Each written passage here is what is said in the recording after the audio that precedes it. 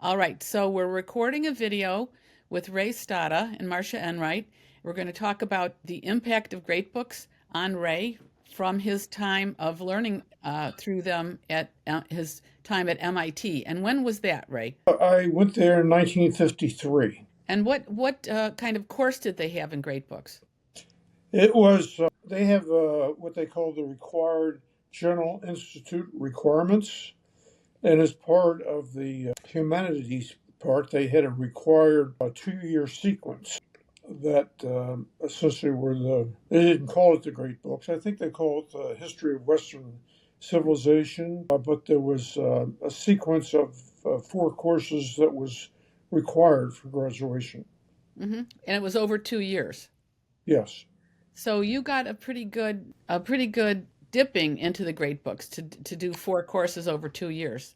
What's Yeah, mhm. yeah. There was a lot of reading and writing. It was a pretty intensive course in terms of the time consumption. And was the humanities faculty running it? Now, I don't know the facts on this, but my suspicion is that the people who were teaching it were not part of the MIT faculty. These were people that they essentially contracted to, but they were extremely good, very well informed, and excellent teachers. The first material that we cover was the Peloponnesian Wars through Thucydides.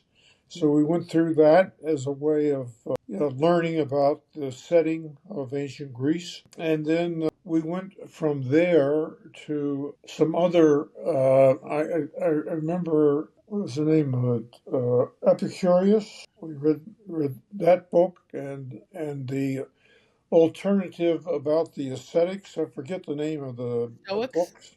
The Stoics? So essentially, yeah, the Stoics. So it showed the contrast of what was meant by happiness. Did you read the Iliad and the Odyssey? Pardon? Did you read the Iliad or the Odyssey? We did not. No. Just curious. We read several plays. I know Antigone was one of the in the early part of the program. We read that and one other play, which I don't recall the Mhm. name of it now. Maybe Oedipus Rex? I'm sorry?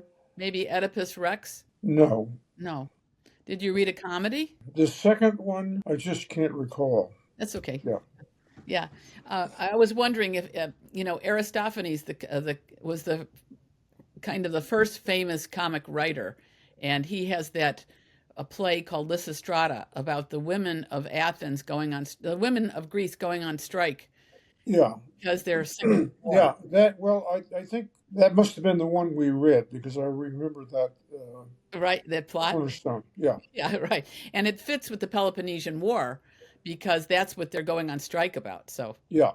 yeah, Right.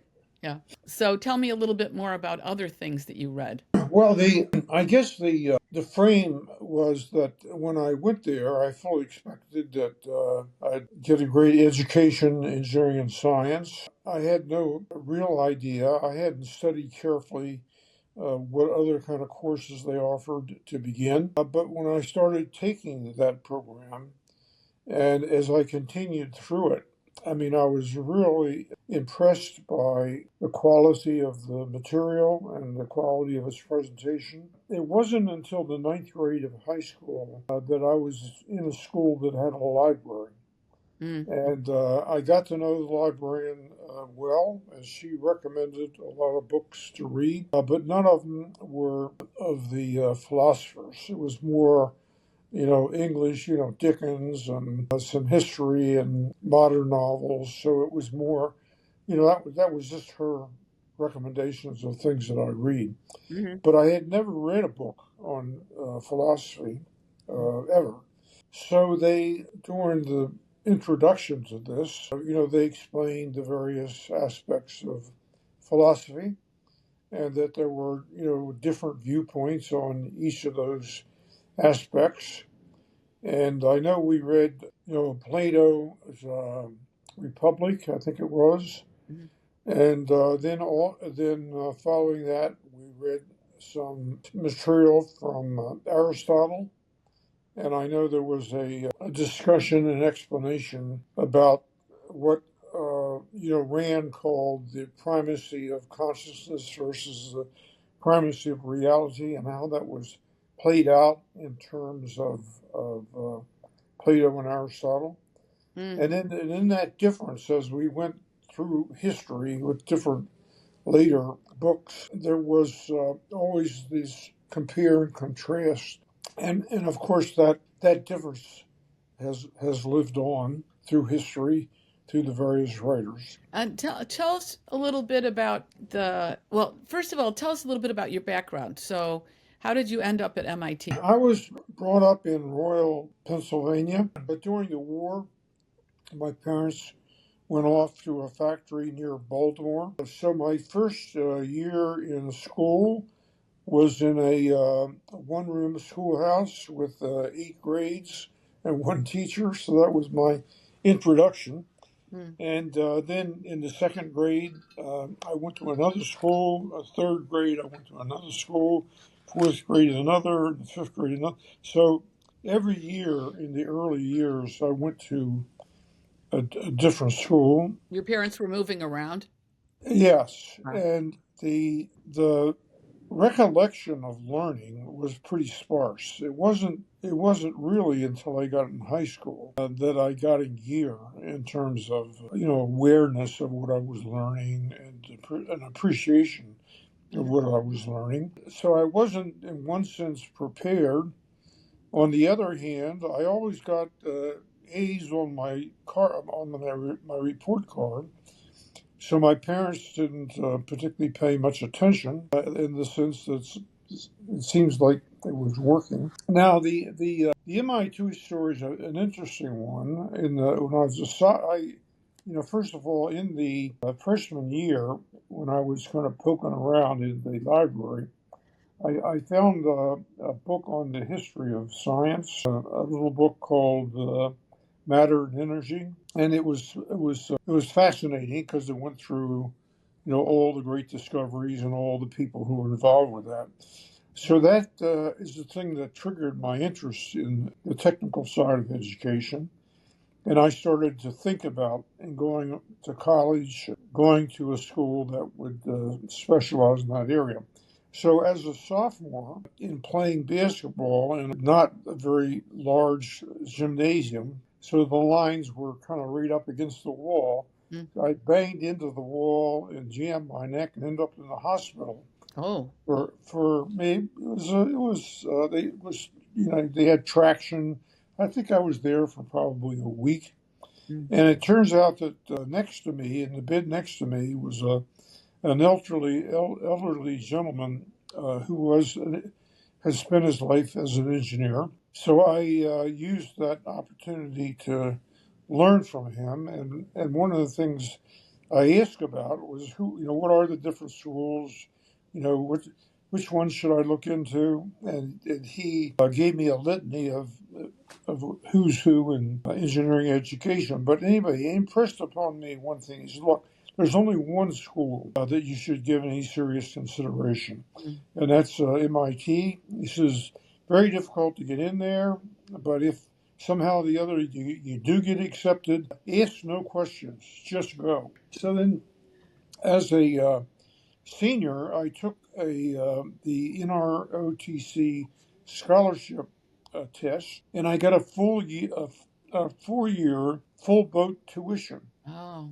But unfortunately, MIT didn't have NROTC. Oh. So I was accepted at Rensselaer and a couple other schools that I applied to that did have NROTC. So it was really a real struggle to decide what to do because my parents were well off.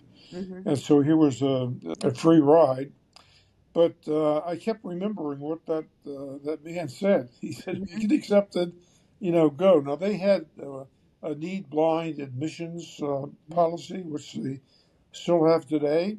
Hmm. And so the point is, if you get accepted, then they work with you Mm. to figure out how to handle the financial part. So that was quite by accident that I learned about MIT and learned about it in such a way that gave me conviction to want to go there. Sounds like it. So Yeah, interesting. Yeah, so interesting. yeah, So you ended up there, and they had this. It was a required course at the time, right? The 2 years. that's right. Yeah, and it opened your eyes to the importance of philosophy. And why would you say philosophy is important?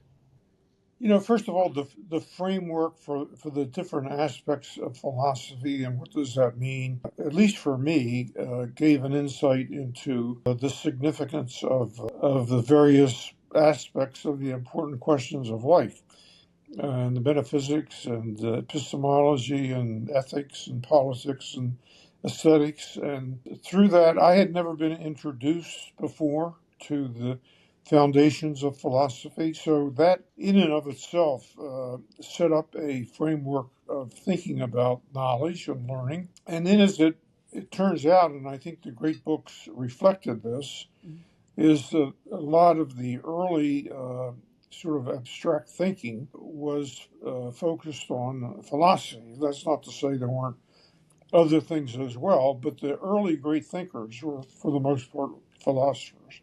And certainly the focus of those 2 years was primarily on philosophers. There were some exceptions to that, but for the most part, it was a history of philosophy when Mm-hmm. it comes right down to it. So it introduced me to not only what philosophy is all about, but how that evolved over time, Hmm. and and essentially provides a way of thinking about the decisions you make in life. And so it gave me a way to think more clearly about the issues, about decisions I had to make. And so it was, I kind of look at it as like the mathematics of science and engineering. I mean, it's the language that you understand other aspects of learning.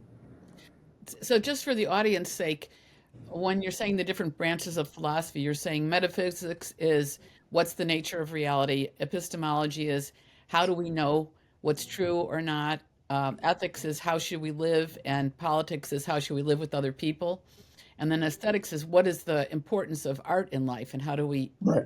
how does that Right. affect us, right? Can you think of an example of where you used your knowledge of philosophy in your business? Oh, tell us a little bit about what happened after you went to MIT and your in your life.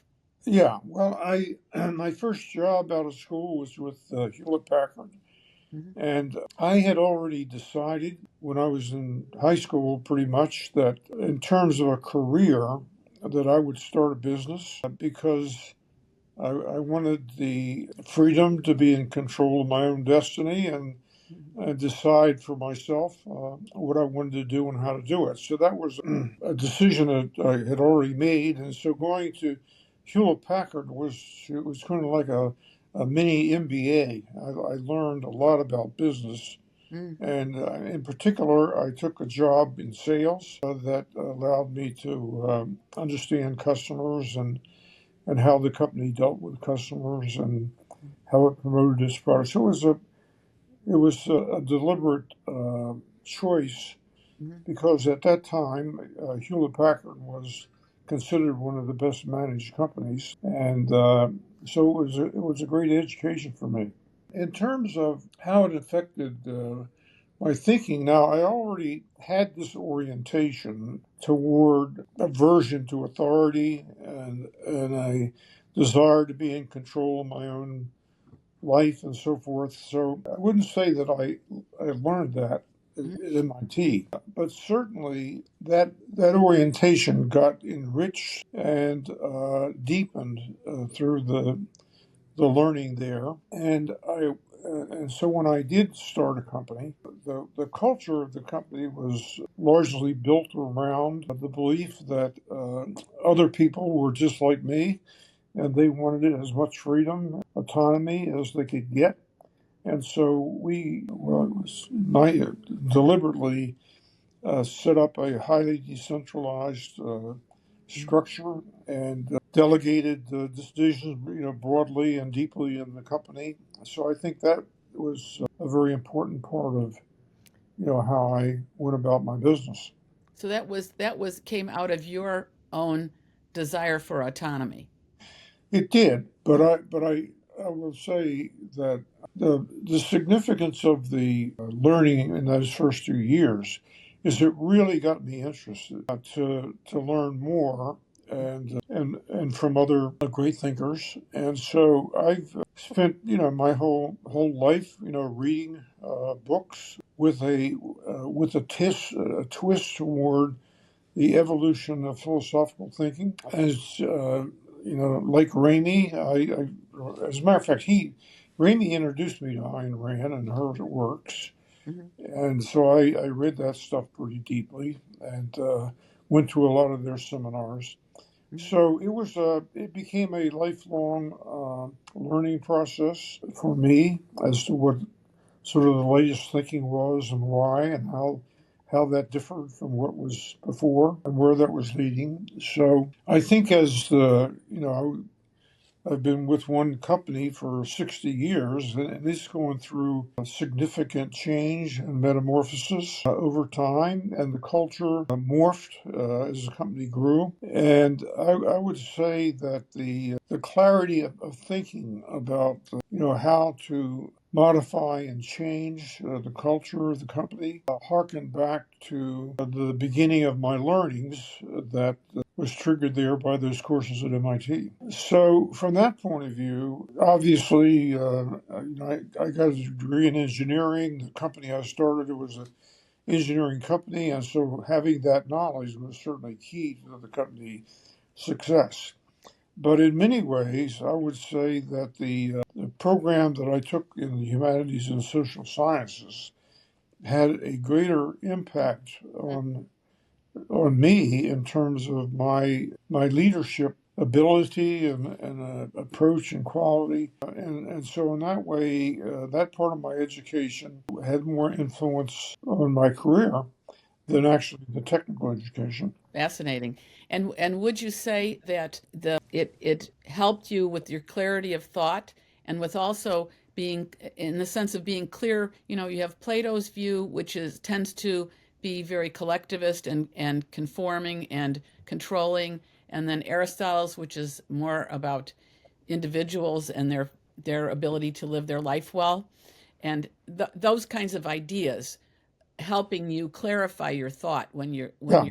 implementing your own life. Yeah. So as I say, I had an orientation going into it, but Mhm. I mean the depth and the precision of the thinking of people like Plato and Aristotle, went well beyond my intuitive Right. orientation and gave me sort of a foundation for having confidence in the way that I thought about life.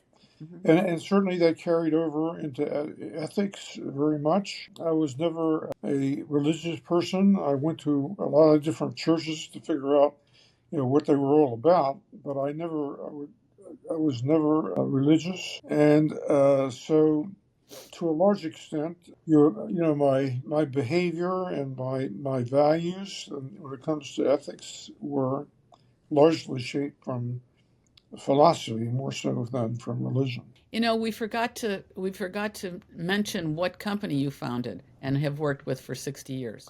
Yeah, the name of the company is Analog Devices.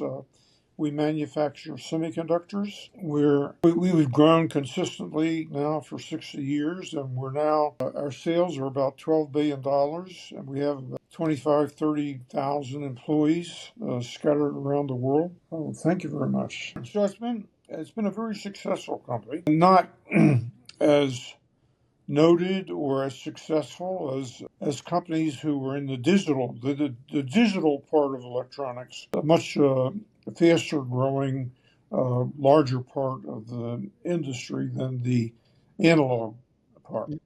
Mhm. But partly because of my thesis in MIT, and partly because of my work with Hewlett Packard, which was very much an analog oriented technology. So that became my expertise, Mhm. and it was the cornerstone of starting the company Analog devices. So Mhm. the name sort of says it all. And you're and if I could just reiterate what you were saying, of course, the technical knowledge, the scientific knowledge, the engineering knowledge was very important in making the company, but the philosophical knowledge and the humanities knowledge was, you think, was even more important in making it work well. And of Yeah, course, well, it turns out we always believed that technical innovation was the basis for business success. So, innovation was a kind of a cornerstone of focus for the company. And you can't have great innovation unless you have great innovators. Mhm, So, part of my job was to recruit the technical work, particularly the thought leaders in the mhm, technical community. And so, where my influence was the greatest was not so much in doing the technical work myself, but in deciding what areas that we wanted to invest in, mhm, and then being part of recruiting the world's best engineers in the analog technologies. and And I'd say, picking the right people is a complicated subject, but it has a lot to do with your value, what you think is important, and your values, and your ability to assess behavior characteristics and the values of others. So there again, I think in terms of building an organization, the clarity of thinking about particularly the ethics dimension and the nature of human beings and behavior characteristics, all those factors were a very important part of leadership. oh, for sure. Yes. And going back a little bit to how it affected your thinking, you also mean that the writers, because of the quality of their thinking, taught you how to think even better? I don't know that for sure. It's more a hypothesis. I believe so. I don't know Mhm, how I'd ever prove it, but I write quite a bit and always have in terms of things that I wanted to communicate to the company and people in it. And I got to be, I think, pretty good at that in terms of understanding, what is the essence of messages and what are you trying to get across, mhm, and how do you follow that up with behaviors that reinforce the mhm, words, a whole bunch of things. So it's difficult to pinpoint precisely how the great books affected specific decisions, but there's no doubt that had I not taken those courses, had I not followed up throughout with my life in continuing to learn, I think the company would not have done as nearly as well as it did. mhm, And that had to do with, analog is known for having a certain culture mhm, that does empower people and does trust people and plays it straight. So I think we're known for that. That helps a lot in terms of recruiting and retention. mhm. So there's a whole bunch of interrelated things. Really, really interesting how it affected your whole experience. Would you explain just for the audience, what's the difference between analog and digital? Well, maybe one way to do it is in terms of watches. I mean, historically, watches were analog in nature, in the sense that you had the minute hand and the hour hand, and they continuously changed as a function of the internal mechanisms that caused the timing. And so the readout was analog. It was the analogy of the position. The position of those hands was an analog of the time. And some years later, in the digital age, we have digital watches where when you read them, they're numbers. So the watch mechanism converts its knowledge of time that it gets in various ways into numbers. Those are digits. Hmm. So that's just one illustration of a difference of how knowledge is manifest in two different domains.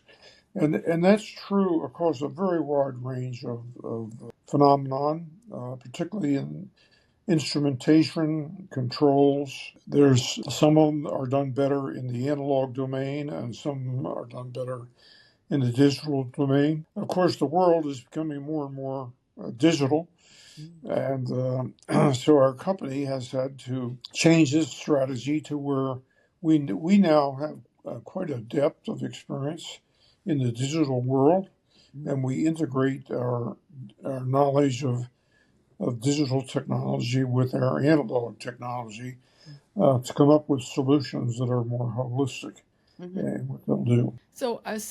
I'm thinking compare a digital watch to an analog watch, that I can look at an analog watch and in an instant know what the time is, whereas it takes me a little bit longer to read the numbers and turn that into knowing what the time is. And so are you saying that in some circumstances an analog instrument is more advantageous because of that kind of difference? Yeah, I would say, incidentally, I think the perception of time when you look at your watch, I mean, it's sort of a more or less automatic process. So I'm not sure that the latency example you give is necessarily valid, but it is true that there are certain places where the time delay between cause and effect are very important. We call that latency. And it is true that with analog circuitry, you can minimize the latency compared with digital technology because it does take some time for the digital circuits to do their thing and come up with the answer. Whereas the analog is is more or less instantaneous. Thanks for explaining that.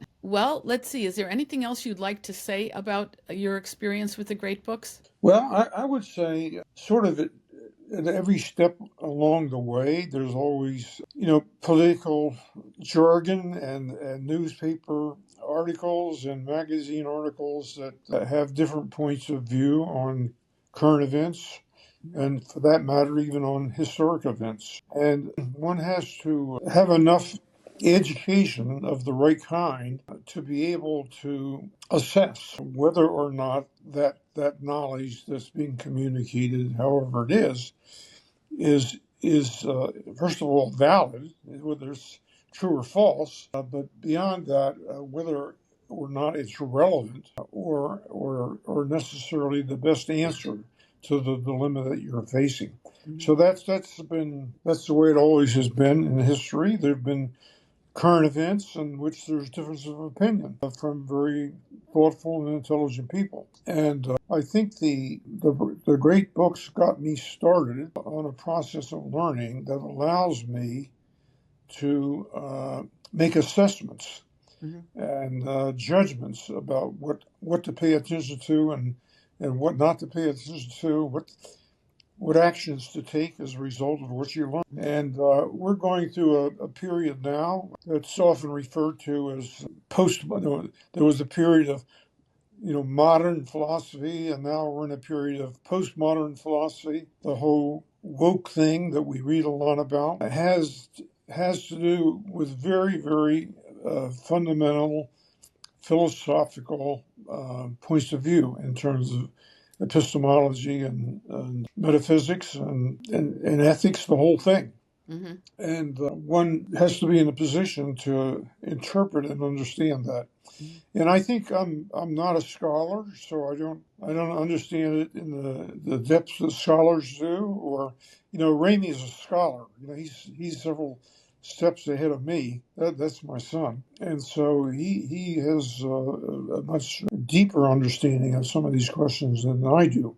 But at least I have enough of an understanding that I can smell a rat when there's one in the vicinity, Mm-hmm. and make and form opinions about what line of reasoning is best for my life, is best for the society of which I'm a part, is best in terms of how our country deals with other countries.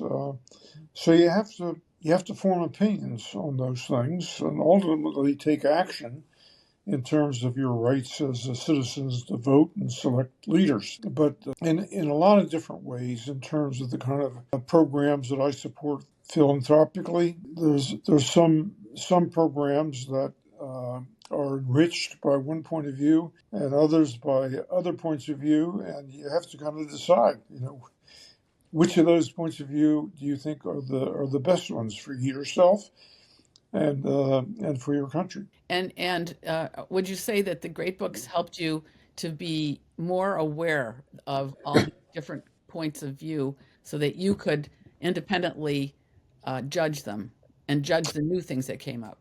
Yeah, they got me started Mhm. and essentially not only taught me about the the various parts of philosophical thought, like metaphysics and epistemology and how we know what we know and all those sorts of things, Mhm. but also to have given me enough of a grounding that as I continued my readings and studies, that I could understand what kind of changes were occurring in the world, what was the basis of those changes, and kind of track it back to the root cause. So it's the fact that that component of my education got me grounded enough that I could continue to learn Mhm. throughout my life Mhm. about subjects that are sometimes rather complicated. Mhm. And if you don't have a grounding of the basics in philosophy, it's kind of hard to unwind some of these questions. And as an engineer, do you think that it's important to know these things because of the way the technology you produce could be used? Yeah, now we're of course we're looking at a particular moment in time now with AI, where the question of the interface between ethics in particular and the technology is a very hot topic, and to what extent, how far can machines go in terms of mimicking human thought and behavior, and to what extent, whether you're talking to a human or a machine.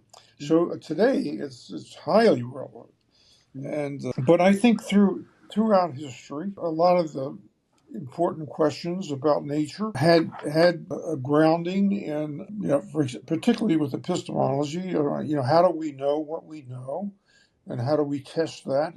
So I think the influence of philosophy in terms of epistemology on science and engineering has been first order, and so certainly they intertwine, off and on throughout history. Is there any last thing you'd like to say about? Well, yeah, I would just, Ian, by the time my son got to MIT, I had often around the kitchen table and whatever talked about the experience I had in the humanities and what an important impact that it had. And so when he went there, he was very anxious, to take these courses. Mhm. And so he started looking them up, and they were all gone. Mhm. And pretty much that's been the case at most universities. Many universities had the equivalent of the great books in different flavors, but they, to understand, what the most intelligent, thoughtful people, thought about important questions was part of your education in the university, and that's all gone. It's not. It's gone from MIT. It's gone from most. A few places have hung on, but there are very few. So right now at MIT, we have a new president, and she is opening up different areas like climate change and whatever, to try to have a enterprise-wide approach to examining the what's going on, as opposed to 1,000 professors doing it all independently.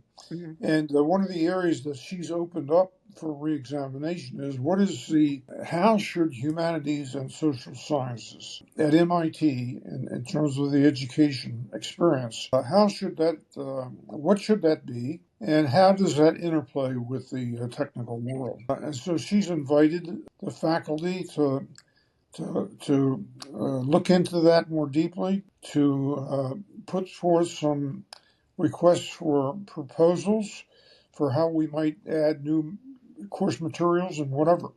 So I've taken advantage of this situation to go around and meet with various people who are thinking about proposals and giving arguments about why MIT is shortchanging its students by not assuring, well, let me put it this way, making a great books program a requirement Mm-hmm. for education is probably a long ways off. There's a lot of obstacles to get ever back to that point. But that doesn't mean that you couldn't have a great books program as an option. And so for those whose students who have a proclivity to want to understand more, at least there's a program that they can go and learn. My own belief is if we had that, that would become so popular that a large percentage of the undergraduates would take those courses and therefore might eventually lead back to there being a requirement. But right now, I'm just saying, never mind a requirement. Let's just have an option. Let's don't, and incidentally, it doesn't have to be 2 years. Let's start with a course that would introduce some of the great thinkers, maybe fertilize that a little bit with an understanding of the philosophical tenets, and see where that leads. And I'm happy to say that idea is catching on, and I think very likely we will have such course material. That's great. And just for the audience sake, I just want to make clear that great books, they're called great books because they're a selection from classic books, as Ray said, going back to ancient Greece and also other parts of the world. And they're considered the most influential and the greatest thinkers of all time. That's why we still have copies of them because people keep reading them. And so they're equivalent to what we call the classics, just in case anybody didn't know what that meant. So, Well, I know this has been an area of primary interest to you all along the way, and in the work that you're currently doing, that very much figures into it. mhm, But if you're going to learn, you might as well learn from the best. And I think great books means great authors. yeah. So it's really saying we're tapping into the wisdom and the depth of thinking that is rare. And there's some people down through history who have been have been the best of their Mhm. era, and we were fortunate to have captured in many cases their thoughts in the books that they wrote, and it's just an important part of a person's education is to understand the history of the knowledge that we live with and live by every day. Because it shapes even what we're thinking today. These writers have all shaped that.